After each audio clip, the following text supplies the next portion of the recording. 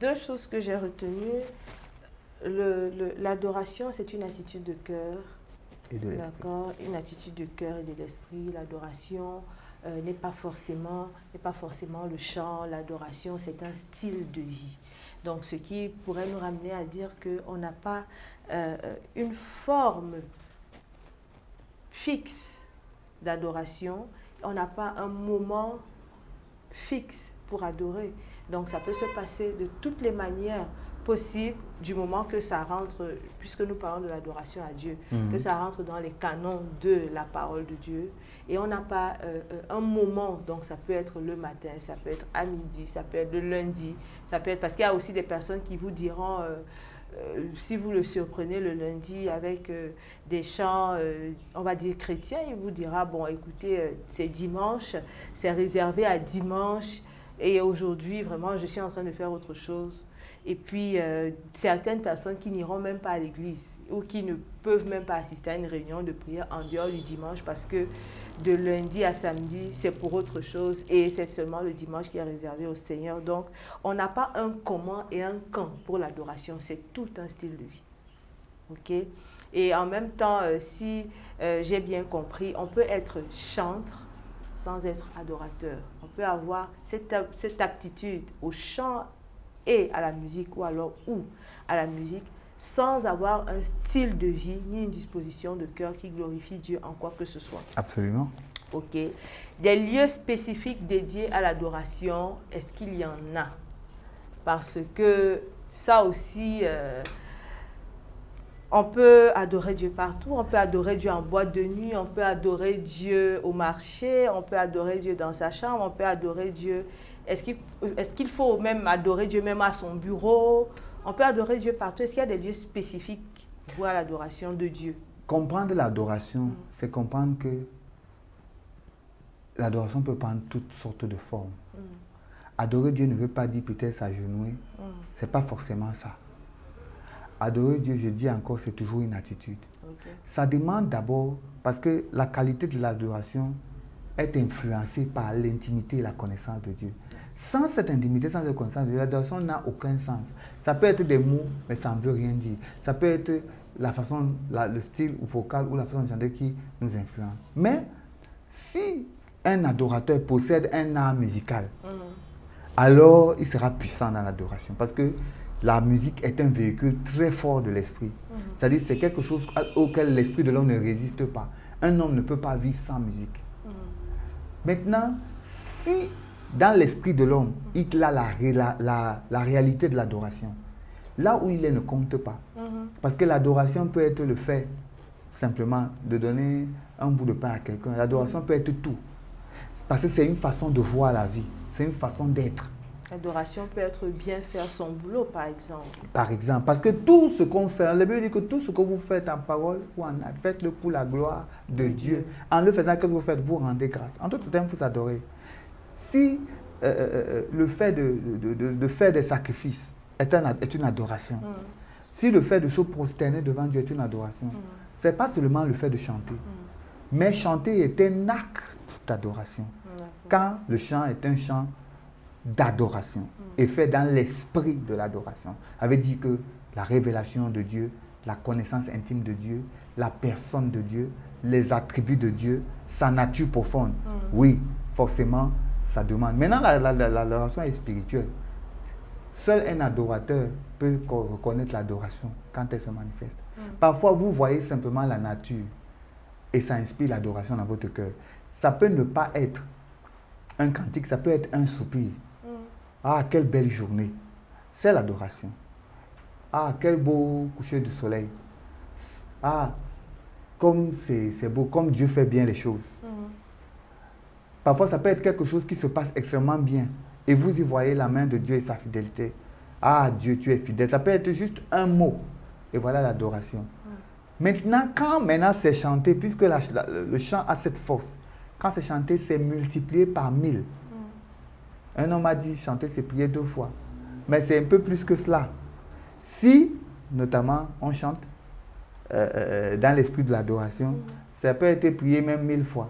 Parce que la capacité du chant dope, ouais, l'adoration et la rend plus puissante. Parce que Dieu même aime la musique. Donc alors, en conclusion, il n'y a pas de lieu pas du tout spécifique dédié à l'adoration, pourvu qu'on adapte sa forme d'adoration au lieu où on se trouve. Okay. Ce qui n'empêche pas que vous chantiez. Alors, en conclusion, par rapport à ce point, il n'y a pas de lieu spécifique dédié à l'adoration. On peut adorer en tout lieu, pourvu qu'on adapte notre forme d'adoration au milieu dans lequel nous nous trouvons. Alors, je vais encore, ça me pousse à poser davantage de questions et parlons du chant de manière spécifique. Alors, adorer, on a dit c'est une attitude de cœur. Adorer, on a dit que c'est une disposition. Adorer, c'est un langage, c'est autant de choses, c'est un style de vie. Pensez-vous que même quand l'adoration est chantée, qu'on puisse adorer de manière sincère quand on ne comprend pas ce qu'on dit? Ça, c'est très bien dit. Maintenant, je parlais tout à l'heure du message ou du langage subliminal de la musique. Oui. C'est quelque chose de très profond. La musique est éminemment spirituelle. Il n'existe pas un musicien véritablement doué qui ne soit pas spirituel. Tout dépend de l'esprit qui l'anime, mais ce qui est sûr, c'est qu'il est spirituel. Parce que c'est un art qui demande une grande sensibilité. La définition de la musique, la définition contemporaine, c'est un message qui s'adresse à la sensibilité et à l'intelligence. Donc à l'intérieur de la musique, il y a un message caché. Il y a des atouts, il y a des choses. Il y a des moments où vous ne comprenez pas physiquement, intellectuellement la chose, mais le véhicule ou bien la sensibilité, puisque l'être humain a son intelligence conceptuelle et il a l'intelligence immatérielle, c'est-à-dire que la capacité d'imaginer. Ça veut dire quoi? Je peux faire les mains comme ça, je n'ai rien dit. Et tu as la possibilité de l'imaginer. Tu peux te tromper, comme tu peux ne pas te tromper. Mais ça dépend de la fusion que nous avons. Par exemple, si dans ma musique, je mets, parce que dans la musique qu'on fait avec amour ou bien avec passion, on met son cœur, on met son esprit. Quelqu'un qui est sensible à cette musique comprendra ce qu'on y a mis, même s'il ne connaît pas les mots. Il le ressentira parce qu'il y a ce qu'on appelle l'intelligence subtile. Quelque chose à l'intérieur qui décode le message. C'est pourquoi on peut chanter en Ibo. Je ne connais pas le mot, mais ça me bénit spirituellement. Okay. Parce qu'il y a ce débat où on dit, si on chante en Ibo, en Yoruba ou en anglais, et l'anglais est absolument faux, est-ce qu'on est en train d'adorer Dieu? Non, là, ça n'a rien à voir. L'adoration est spirituelle. Ce n'est pas une affaire de mots. Les mots sont seulement des expressions. C'est l'attitude qui compte. Quand l'attitude y est, que ce soit le français de chez nous, ou le français d'avant, ou le français d'où, Dieu comprend toutes les langues, particulièrement celle du cœur. Et si dans la musique, il y a le message là, puisque j'ai défini la musique comme le langage de la sensibilité, de l'intelligence. Donc, la musique connaît, pour celui qui est sensible à une musique, il comprend ce que chaque musique transmet. Et quand il te dit ça, ça me parle, il ne peut pas te dire ce que ça lui dit, mais ce que ça lui dit quelque chose. Et ça produit en lui ce que ça doit produire. C'est ce qu'on appelle le ministère, notamment de la musique. Et vous savez aussi que de plus en plus, on essaye d'adapter le chant chrétien à la culture africaine. Okay? Et à la base, plusieurs de nos rythmes africains étaient des moyens de séduction. Alors, quand on fait le mixage des deux, est-ce que tous les rythmes, toutes les expressions corporelles sont favorables ou alors sont des moyens qu'on peut utiliser pour adorer Dieu?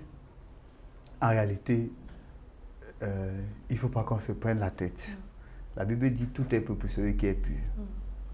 Alors, quand quelqu'un n'est pas pur, il voit les problèmes partout. En réalité, il n'y a pas une danse qui est moins bonne qu'une autre.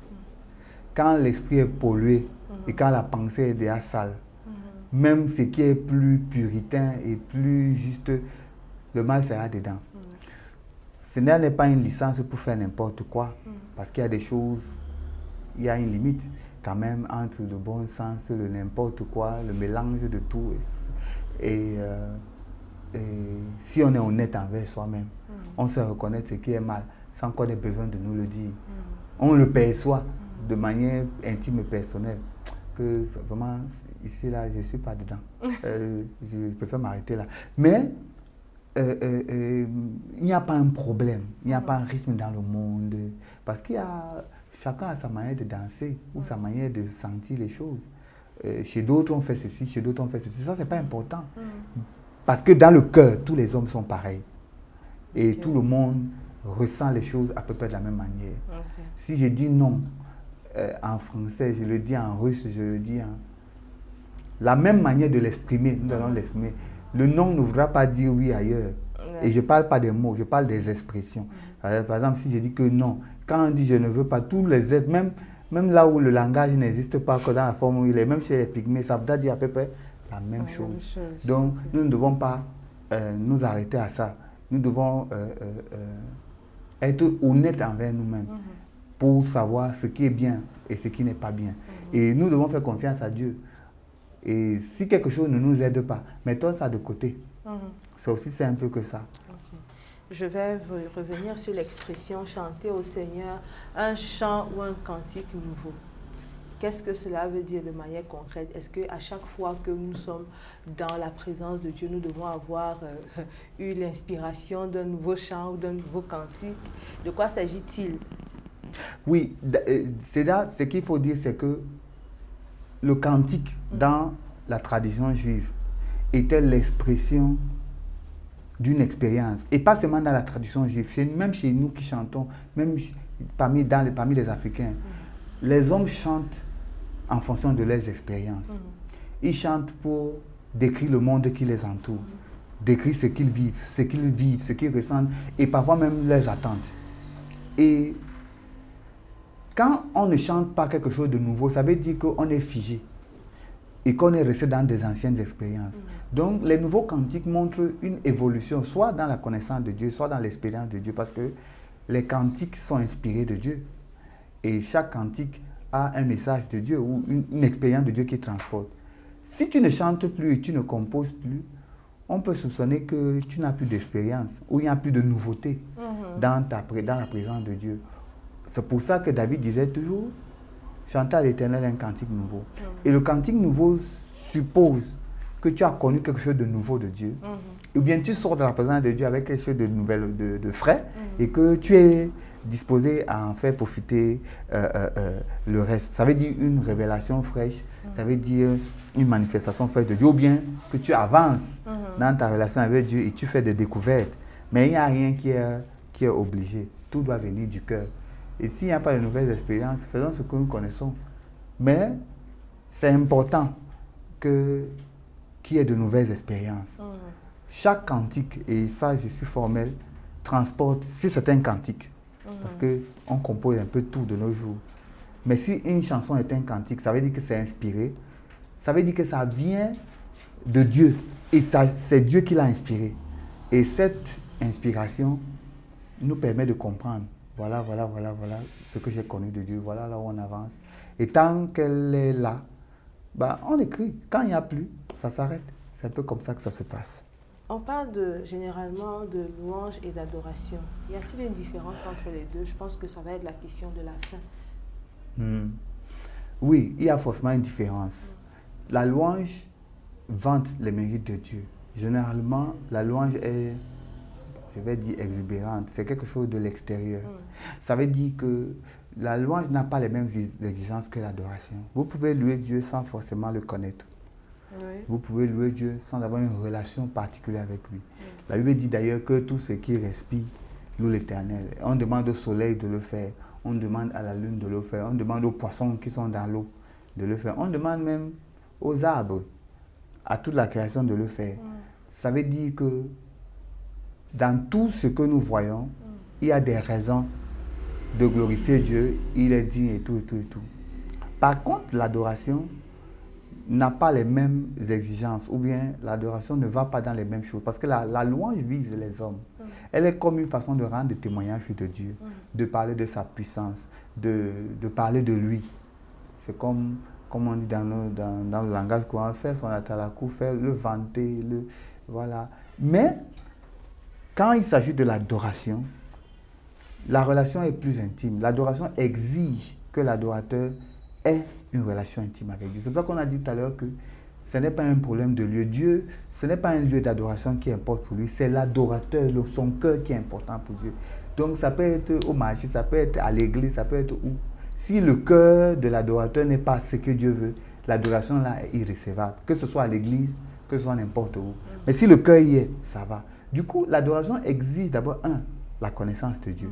La véritable connaissance de Dieu. C'est-à-dire que tu dois savoir qui est Dieu. Ce n'est pas l'art du chant. Tu peux très bien chanter, tu peux même chanter et les gens ont la chair de poule. Ça ne veut pas dire que c'est le Saint-Esprit. D'abord, il y a dans le corps de l'homme, le corps de l'homme est sensible à certaines vibrations. Si la musique est faite dans les normes, c'est le corps qui nous informe que nous avons touché les notes dans leur justesse. Les Italiens ont deux choses qu'ils ont expliquées pour expliquer que la musique est bien faite. Premièrement, c'est la larme. Une larme qui coule dans les yeux quand vous atteignez les notes vraiment d'une manière sublime. Et quand vous chantez de manière juste, c'est la chair de poule. Ce n'est pas forcément parce que quelqu'un est touché ou bien parce que c'est l'Esprit de Dieu. N'importe qui peut chanter, vous avez les larmes aux yeux. On a vu Michael Jackson, un diable. On a vu Whitney Houston. Et même, ils ne sont pas les pires.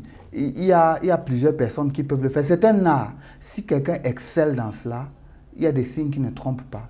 Quand les maestros italiens s'asseyent pour évaluer les cantateurs et les cantatrices, et ils vous disent chanter. Quand tu chantes, tu peux chanter très bien. Quand ils ne ressentent rien, ils te disent que tu n'es pas encore un bon chanteur. En fait, c'est pour que les chrétiens ne limitent pas la présence de Dieu à certains signes. Certains signes. Il faut aller un peu plus loin parce que ça. Parce que de plus en plus, les gens se limitent aux sensations corporelles et disent que vraiment c'est un adorateur, c'est une adoratrice. Vraiment, quelqu'un peut être excellent chanteur et il ne connaît pas Dieu.